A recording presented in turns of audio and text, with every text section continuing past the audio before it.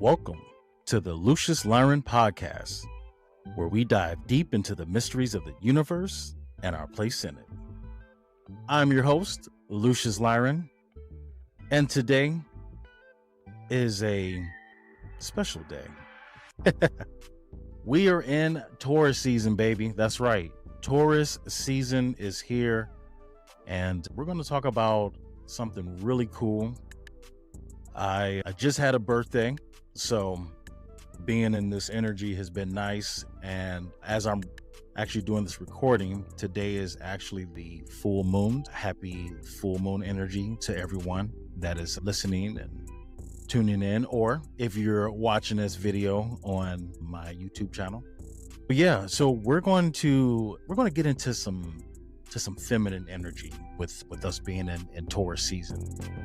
And today I'm going to be speaking about the creator of all, and that is the great mother goddess. So this is going to be a really fun episode. I'm sure you guys will definitely be enjoying this episode. It might pique some interest because this is a topic that a lot of people really don't speak on as much as you would think.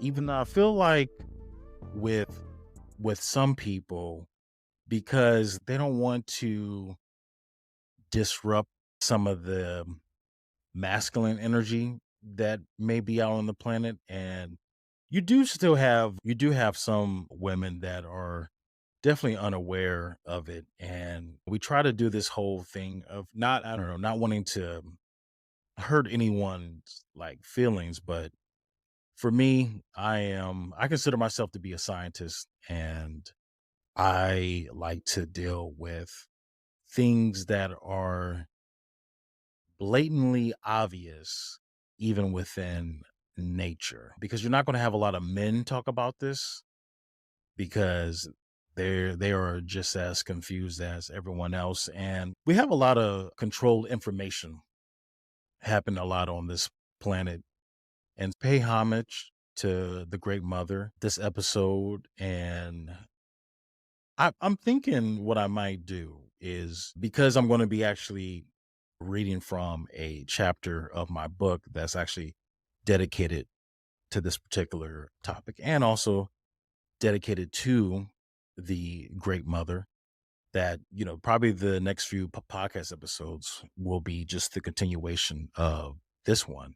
Because, yeah, like I said, we're in Taurus energy, and Taurus energy, there's a lot of feminine fertility type energy, also with the masculine as well, but very heavily with Venus being the ruler of the bull and stuff. So the mother of the bull. So yeah, we're gonna dive deep into this subject because it is of the utmost importance. And yeah, we're gonna dive into this. So let me just pull up my information. We can get started on this. And I wrote something. I wrote a little paragraph in the beginning of this that is just so in tune with the shift in energy, moving from the age of Pisces and going into the age of Aquarius, and how Aquarius has a lot to do with the feminine principle coming back to her rightful place. This is something that has been truly distorted, and we're gonna get into this whole thing. So I wanted just to read this part to you. It says that the strongest and most powerful thing in the world is also the softest, which is water, and water represents the feminine. Now, as we can tell through science, that when scientists are trying to look for signs of life, what is the number one thing that they look for? If there's water. Interesting. Interesting that in this patriarchal society, in order to understand what and who the life giver is, we have to find water. This is why everything is birthed out of water. This is why we are birthed out of the womb, being created in water. So keep that in mind. All right, let's dive into this information. Okay, so in the beginning, the first environment for all new life was female. The physical, emotional, spiritual body of the mother and the communal body of young girls, grown women, older women working together. When hunting and gathering people move, infant is carried bound close to the mother's body. When they settle, the woman from an inner circle like campsite of women and children, the socialization process begins here.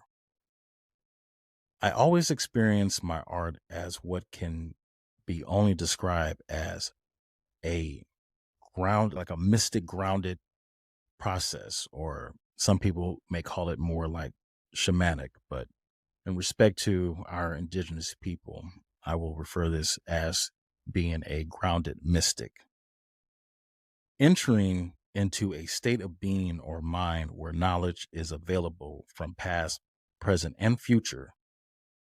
This way of knowing belongs to the lunar goddess, who is both dark and light. She is of the dark nights and inner radiant light, like that of the moon, who gives us dreams and illumination. Very interesting, like I just stated before I started reading this, was that today is the full moon. Okay, so the lunar goddess is here today. And what's interesting too about we're saying knowledge is available from past, present, and future. It also reminds me, I don't know if any of you guys have seen the Doom movies at all, or even have read the Doom books. I haven't read the books, but I've watched the movies. And after watching, especially like the remake of these movies, it makes me really want to go and dive into the books as well. But something that happened in the movie where they drink what they call the water of life, and only really the women could drink it, but there is a chosen that is able to drink this water of life, and they're able to see the past, present, and future. So it's very interesting that something that's been documented in the records of Earth. I'm not going to even say history, but in the records of Earth, this was something. And our matriarchal societies in the beginning was a very female seed.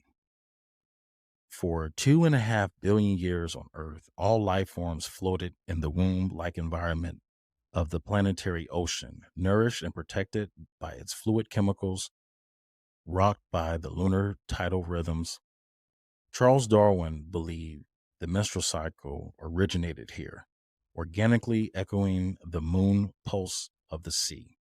And because this longest period of life's time on Earth was dominated by marine forms reproducing parthenogenically, he concluded that the female principle was primordial.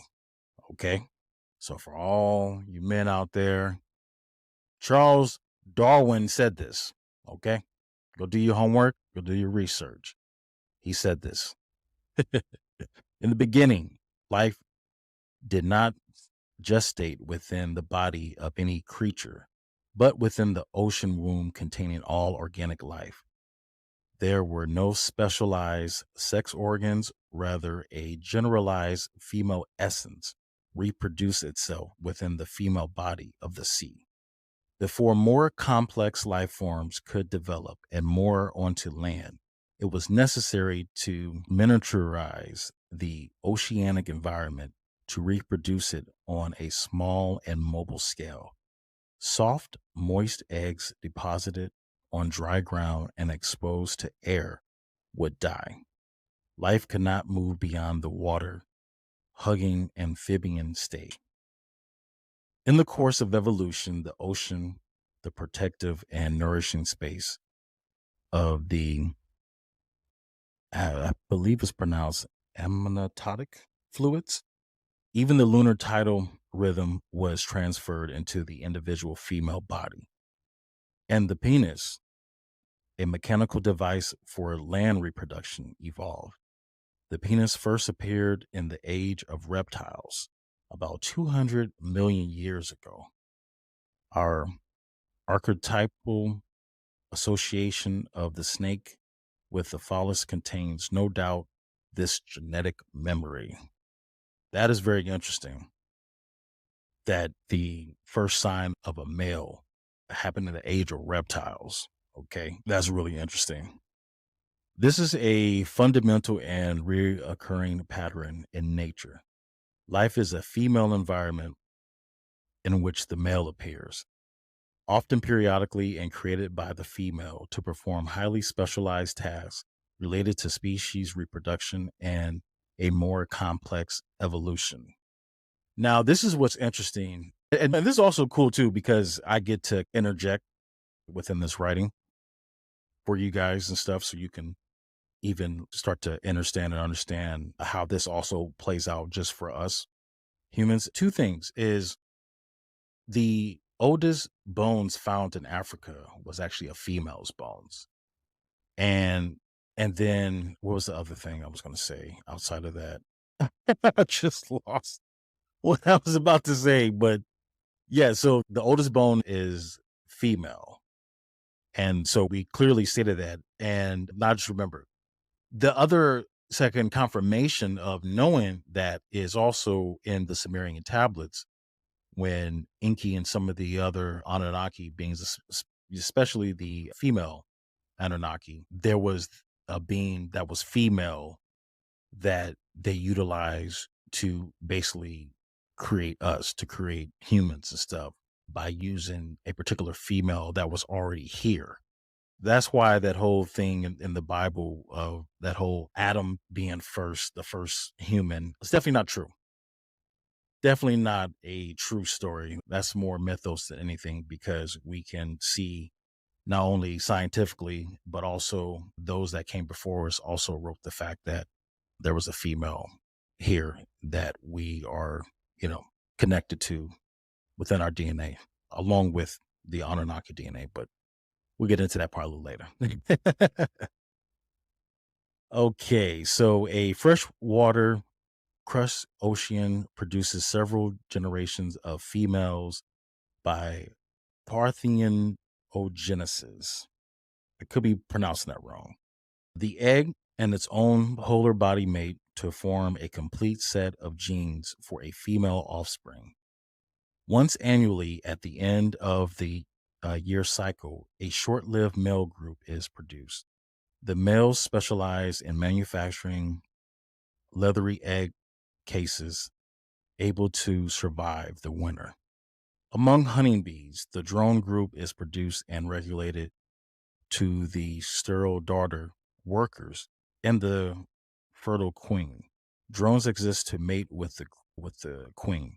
An average of 7 drones per hive accomplish this act each season, and then the entire male group is destroyed by the workers. And I think this is the part that scares men.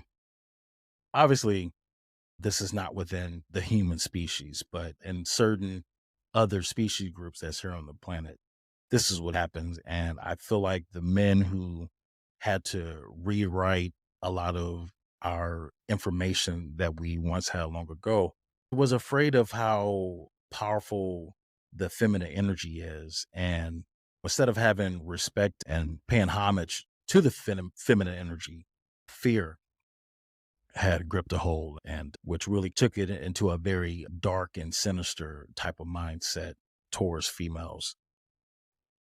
Among the tail lizards in the American Southwest, 4 species are pathogenic. Males are unknown among the desert grasslands plateau, and I believe it's pronounced the Chihuahua whiptails, and have been found only rarely among the checker whiptails. Among mammals, even among humans, parthenogenesis is not technically impossible. Every female egg contains a polar body with a complete set of chromosomes. The polar body and the egg, if united, could form a daughter embryo. In fact, ovarian cysts are unfertilized eggs that have joined with their polar bodies, being implanted in the ovarian wall and started to develop there. This is not to say that males are an unnecessary sex, okay?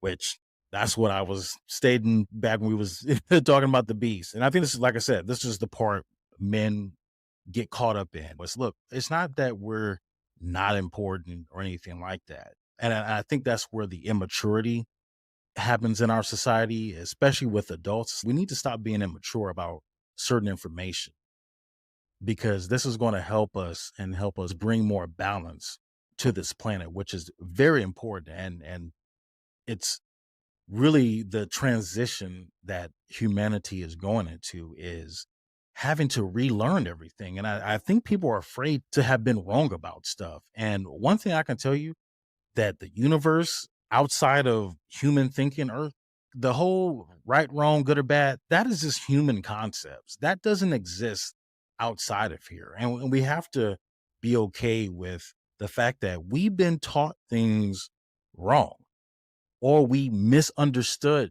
certain things. And it's okay to go back and revisit information. This is all part of growth. And if we can't be mature enough to do this, then what the hell are we doing then? Like, seriously, what are we really doing? Just being like, I don't want to, because that means that my grandmother was wrong and my parents were wrong. Who cares? We have an opportunity to heal all human generations because all the DNA lives within inside of us. But when you look at it in a narrow minded perspective, how would you ever even think about that? This is such a wake up call for all of us to having to relearn things all over again. And it's okay. Years ago, I had to be okay with having to relearn stuff. And because of that, this is why the universe constantly keeps showing me things because I'm okay with being wrong. And we all have to be that way. All right. Parthenogenesis is a natural cloning process. Okay. Now we're getting to natural cloning. Okay. So it's a natural cloning process, sexual reproduction, which enhances the variety and health of the gene pool, is necessary for the kind of complex evolution that has produced the human race as a species. The point being made here is simply that when it comes to the two sexes, one of us has been around a lot longer than the other. Facts. I just got done telling you that the female has been around here the longest. It's the oldest bones that we have found in Africa. The oldest bones, not a man. This is why when it comes to just science, everything, and why science is important and why science needs to merge with also the spiritual aspect is so that we can understand this. Okay. Because whenever you do like a DNA test, I don't know if any of you guys ever done a DNA test. I have. And you start to realize that if you want to go back further of how long humans have been around, and especially like modern day humans, you have to trace back the female. The female is the only one that can give both the daughter and the son the X chromosome. Only the mother can do that. The father can't do that. So that's why only males can trace back their Y generation because only the male can do that. Okay. So even if you are a female and you want to find out your father's lineage, you're only going to find out your father's mother's lineage. You're not going to find out the Y lineage at all because it doesn't work like that. So it makes a lot of sense why when you read like the Bible and other different texts that it was so important for men to have a son because unconsciously, without even knowing any of this information I just told you when it comes to DNA and how chromosomes and how information is being passed down from the father to the son, this is why men want to have a son because this is the only way biologically that a Y chromosome can be passed down. It doesn't get passed down to the daughter.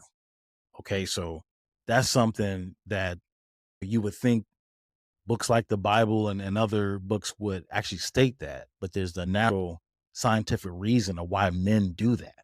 And that has to do with the fact of unconsciously knowing that their Y chromosome only gets passed down to the son.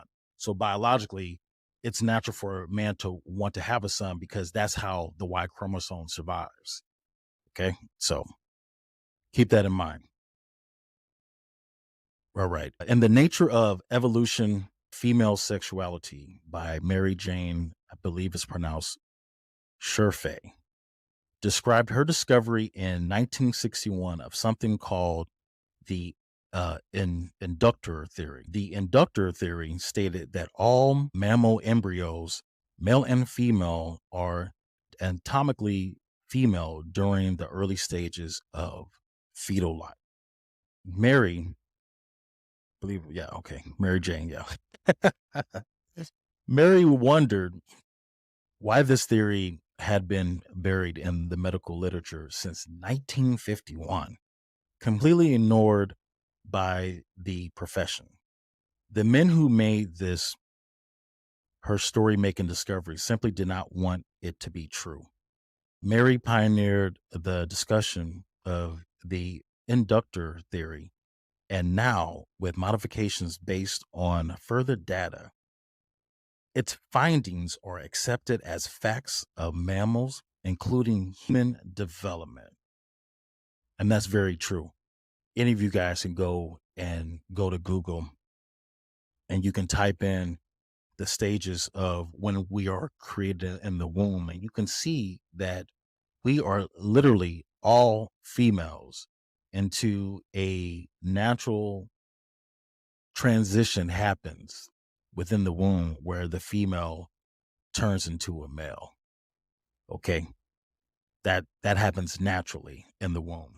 So that's something to keep in mind. As Stephen J. believe last name is pronounced Gowlett. I'm probably butchering that. And by the way, guys, one I'm noticing with some of these like scientists, man, their last names be tripping me out sometimes. But anyway, it describes the embryo in its first 8 weeks. Okay, so I was about to get into that. In the first 8 weeks is an indifferent creature with bisexual potential.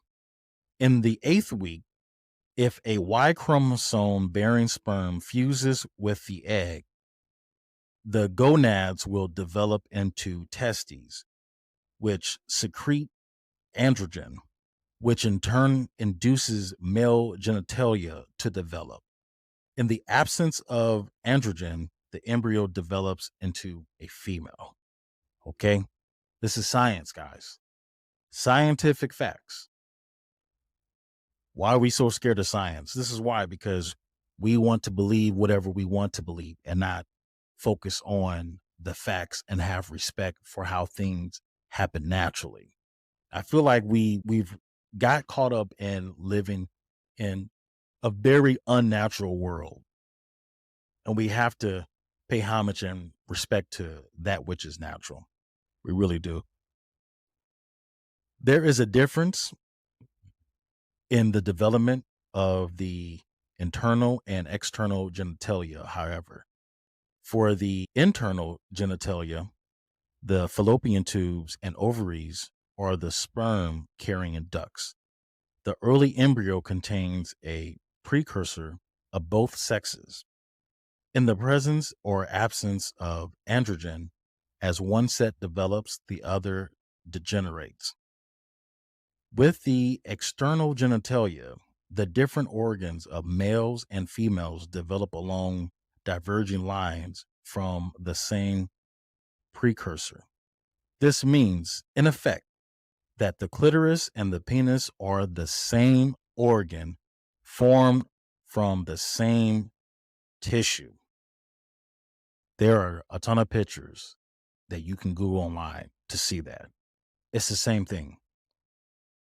The labia and the scrotum are one, indistinguishable in the early embryo stages. In the presence of androgen, the two lips simply grow longer, folded over, and fuse along the midline, forming the scrotal sac. Gould concluded the female course of development is, in a sense, biologically to all mammals. It is a pattern that unfolds in the absence of any hormonal influence. The male route is a modification induced by the secretion of androgens from the developing testes. That's really interesting. That is interesting. And why do we not learn this in science class, by the way, or in sex ed class or whatever the hell that bullshit was in school? Don't tell us none of this stuff. And we wonder why we don't have respect for one another. It's let's learn about each other because at the end of the day, we were all females. So where's the respect at? It's really weird. All right. The vulnerability of the male newcomer within the female environment is well known. Vaginal secretion are more destructive to the Y-bearing sperm. The mortality rate is higher among neonate and infant males. Within the womb, the male fetus for the first 2 months is protected by being virtually indistinguishable from a female. After that, it must produce large amounts of the masculizing hormone in order to define itself as male, to achieve and to maintain its sexual identity. For all we know, the Near Eastern myths upon which our Western mythologies are built, those which portray the young god or hero battling against a female dragon, have some analog here in, I believe it's pronounced utero, which the male fetus wages a kind of chemical war against re-becoming female. Wow. So this is what a female that's in the womb that is transitioning into becoming a male counterpart has to go through. And this is all in the womb. Why we don't pay much homage to the womb blows my mind. There's so much that goes on within the female body that women who are pregnant, we shouldn't be stressing them out. They shouldn't be having to be at the stove cooking. There should be so much sacredness around a woman being pregnant due to all this stuff happening. But yet all the stress and all this stuff, and we wonder why we have all these chemical imbalancement and all these problems is because we're not paying homage to the female. No woman should be working during this time frame. Women in ancient tribes, how they would figure out the name of the child is that a lot of them will go out into nature, meditate by a tree, and get a download of what the child should be called and what it should be named. This is a very sacred thing that we don't make sacred. We need to start making pregnancy more sacred. Okay. Other countries get it, being able to go on. I guess that's more like kind of maternity leave. So that's after, but still, we need to make it sacred when the woman is pregnant. Men, you need to do a better job. If you got a female pregnant, make sure that her environment is sacred and safe so that child can develop properly versus having all this turmoil and y'all causing all this chaos towards her. Like, come on, man. This is why not everybody should be having kids. Because if you can't keep it sacred and make sure the environment for her is good, don't reproduce nothing. Don't reproduce anything. Because this is why our society is so jacked up. Because we don't have this reverence right here. Okay, let's keep going. Why start going on a tangent? All right, for now, it is enough to say that maleness among mammals is not a primary state. Oh Lord, here we go. Oh, this is some of y'all men about to be mad. You mean Adam is not primary? No, it's not. Okay, go ask Lilith. She'll tell you. But differentiates from the original female biochemistry and anatomy. The original libido of warm-blooded animals is female, And the male or maleness is a derivation from this primary female pattern. Why then did the medical men, the scientists, take longer to figure out this basic biological fact than it took them to split the atom? Oh, Lord. Okay, that's a mic check. Okay, you male scientists and medical men, what's up? What's Gucci? Okay, I hope y'all listening to this because this is information that I know this ain't no way. All right. Okay, just needed to check some real quick. All right. And why, once this fact was noted, did they turn around and bury it in professional silence for 10 years until a woman dug it up again? Yo, do you understand why this is important? And why I have talked about in previous episodes about controlled narratives? Yo, this is why seeking knowledge is important and why we have to read, learn everything. The amount of stuff that's buried, guys.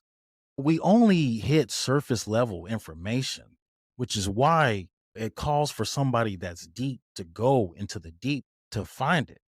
Thank you, Mary, for finding this information so that we could know this. Because if it wasn't for her, we would not even know this today.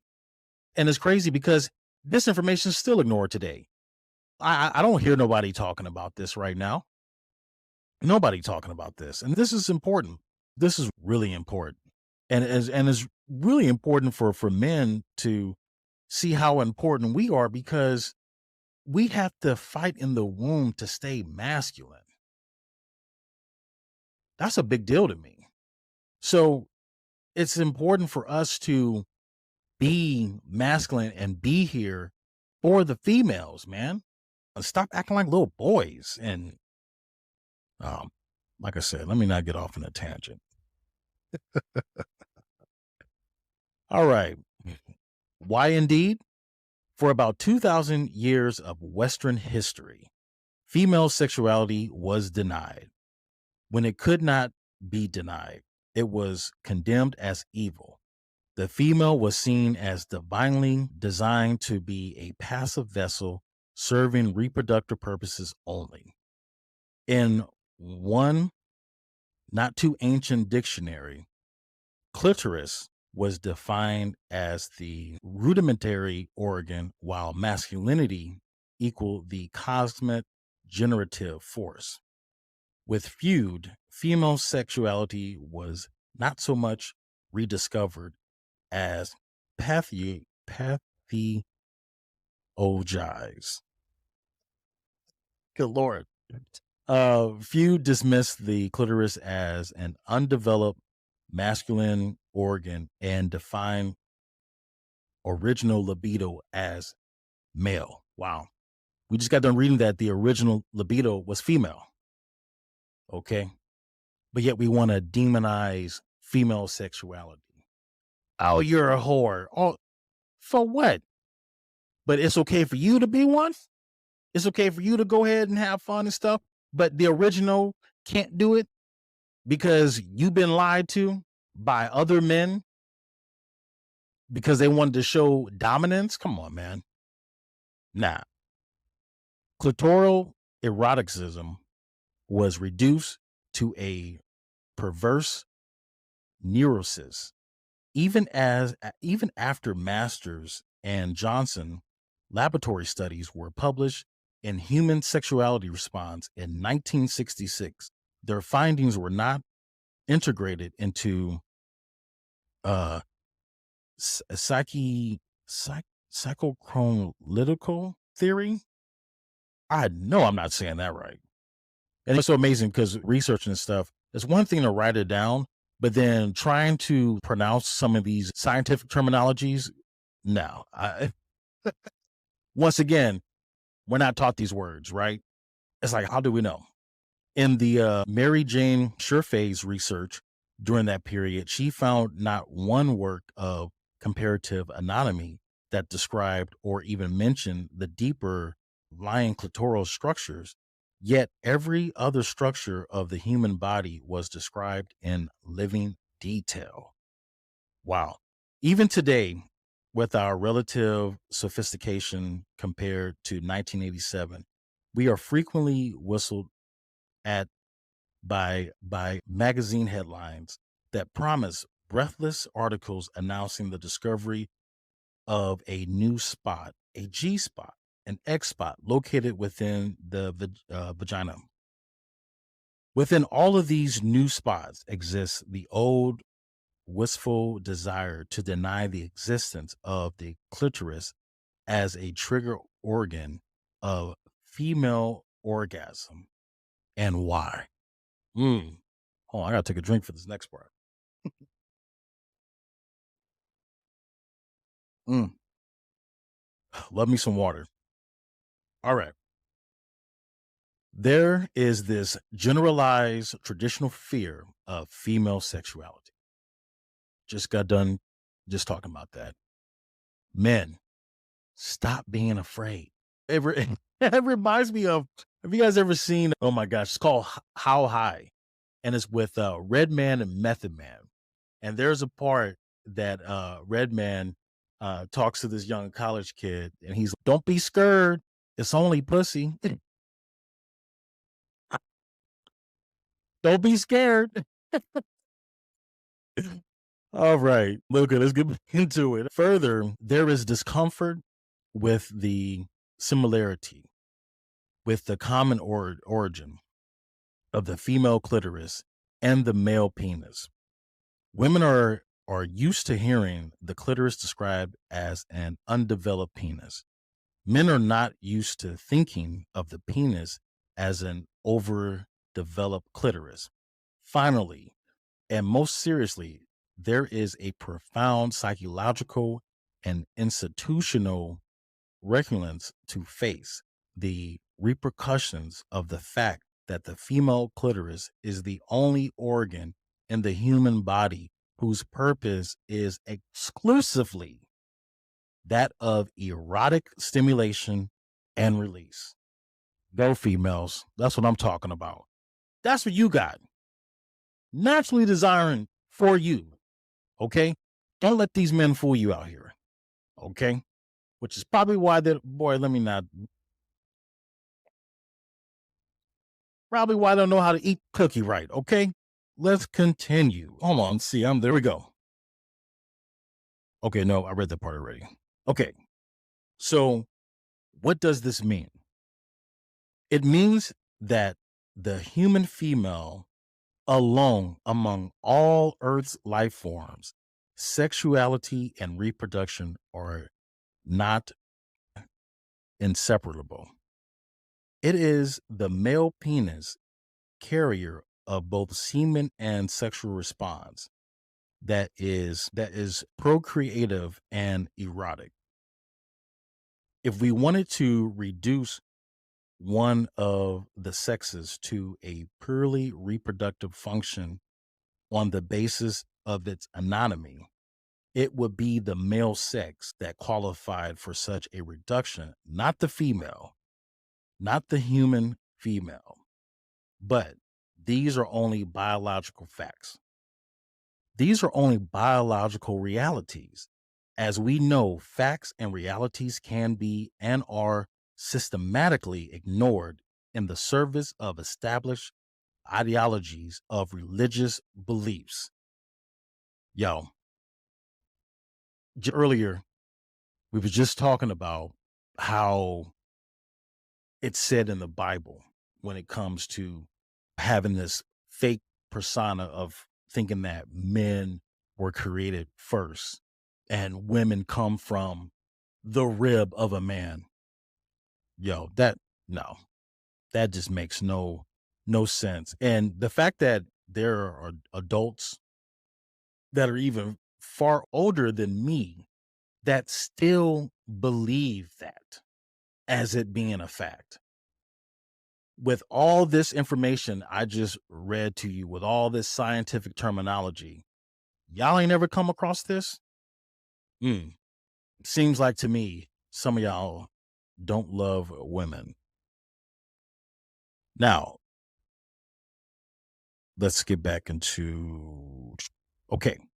Throughout the world today, virtually all religious, cultural, economic, and political institutions stand where they were built centuries ago on the solid foundation of an erroneous concept, which is really interesting. Just a simple fact that in 2024, that we have a constitution that wants to tell women what to do with bodies when it's actually their natural source given right to do whatever they please with their bodies. Okay? Stop it. We need to stop this, man. This is unacceptable. And the older generation, y'all just your time is coming to an end anyway. Everything is going to be redone, rearranged, and there ain't nothing you can do about it. You're just live the rest of your days in peace, because war is coming on life and the protection of life. So if you ain't ready for it, then you need to go sit down, go chill at the beach somewhere. A concept that assumes the psychic uh, passivity, the creative, and the sexual secondariness of women. Okay, so women naturally psychic, naturally creative. Good Lord. This enshrined concept states that men exist to create the human world while women exist to reproduce humans, period. If we argue that data exists, not solely biological, but an archaeological, mythological, and anthropological and historical data, which refutes the universality of the erroneous concept, we are told to shut up because something called God supports the erroneous concept. And that's all that matters. That's the final word. That is demonic. I'm going to say it one more time. That is demonic. Demon time. That's demon time shit. To say that some God that you can't even prove is the final word, demonic. Absolutely not. I wish I had a little button to go, wrong again. Now, throughout the world, throughout what we know of history, something called God has been used to support the denial, the condemning, and the mutilation of female sexuality, of the female sex, and ourselves. Today, in parts of Africa, predominantly among African Muslims, but also among African Christians and Jews, and some tribal beliefs, young girls are still subjected to this surgery, often performed by older women with broken glass or knives. Exist the clitoris, serving the nerves of this organism, which is freaking wild to me. The operation is intended to force the girl to consecrate on her vagina as a reproductive vessel. A more thorough operation removes the labia and much of the labia majora. The girl is then closed up with thorns or required to lie with her legs tied together until her entire vaginal is infused shut. That is freaking wild. With a straw inserted to allow passage of urine and menstrual blood. On the wedding night, the young woman is slit open by a midwife or her husband, further cutting the reclosing and performed before or after childbirth. Crazy. Complications from these surgeries are numerous, including death, from infection, hemorrhage ability to urinate, scar tissue, preventing dilation during labor, painful. Yo, this is insane. This is insane that men think this way and feel this way towards the female. It's really sad. And there ain't nobody out here trying to cancel, not try to do anything for the females. We're doing everything for everything else. But the ones who really deserve our attention the most, silence. Silence. All in the name of a god or a belief. In 1976, an estimated 10 million women involved with this operation. That is, man, that so many things I want to say, but in something called God justified it. A God who supposedly created young girls as filthy sex maniacs who must then be mutilated to turn them into docile breeders. Men, for the real men, I really want to know what your thoughts are. And if you end up watching the video version of this podcast, definitely write in the comments. I'm very curious to know what some of the men think, because once again, we were once females in the womb, and the fact that we don't protect each other is insane to me. That is insanity, in my opinion, because we should be protecting the rights of every female, because we all came out the womb.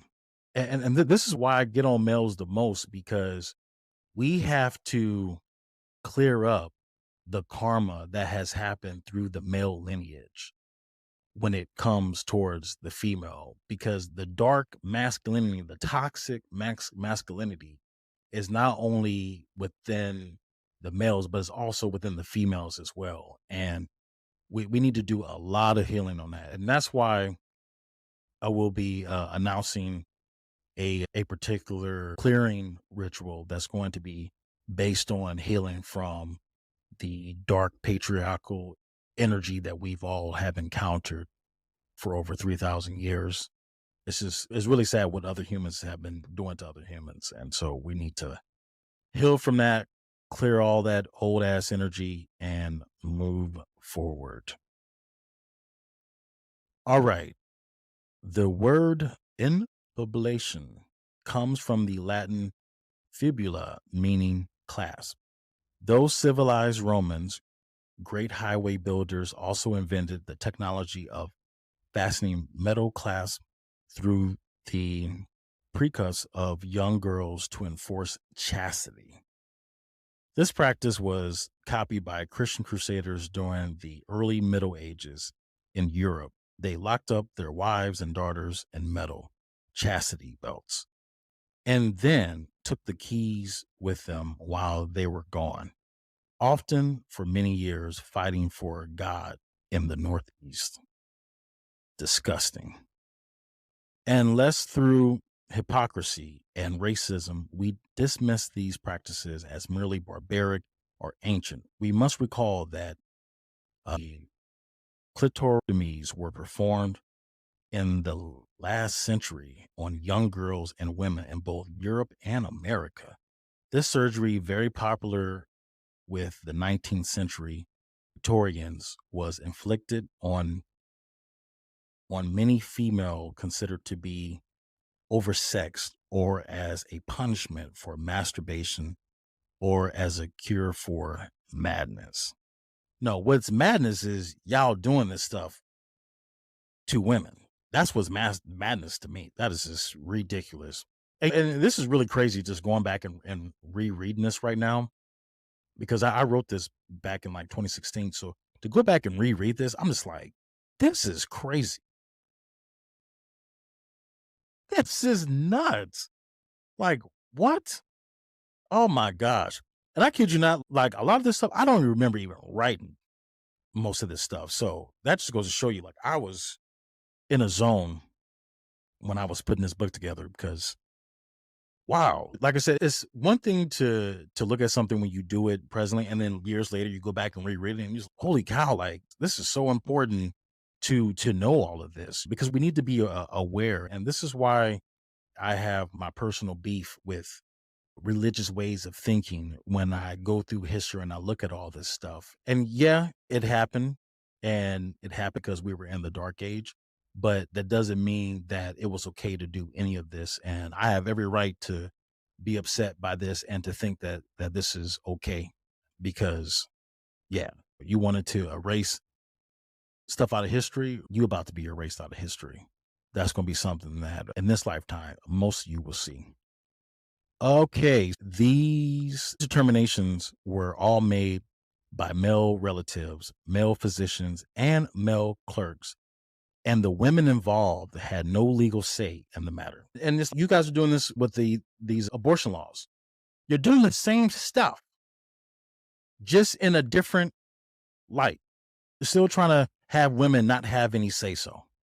Crazy. You guys are all sick. Every last one of y'all. These are extreme examples of the repression of mutilization. If I could really speak today, oh my gosh, I feel like I cannot talk today. Jeez. I don't know why it always happens every time I end up reading stuff. I'm just like, man, why can I not talk today? So my apologies, people. Okay, let me go back. Okay, so these are extreme examples of the repression of mutilization of female sexuality, always sanctioned, however, remotely and dishonestly by something called God. All other repressions and mutilizations of the body, of the mind, of the soul, of our experience, female selves, are so well known and documented that the sexual harmonization is almost exclusively the story of the human female. The mechanics and anatomy of male sexuality, after all, haven't changed greatly since the primates made love. You would think, really? The revolution in human sexuality, the revolution that made us human, resulted from evolutionary changes that occurred in the female body. These changes were not primarily related to the mammal reproduction, but to human sexual relationship. No one knows the order in which they occurred, but taken together as an evolved cluster of sexual characteristics, they constitute a truly radical sexual metamorphosis undergone by the human female.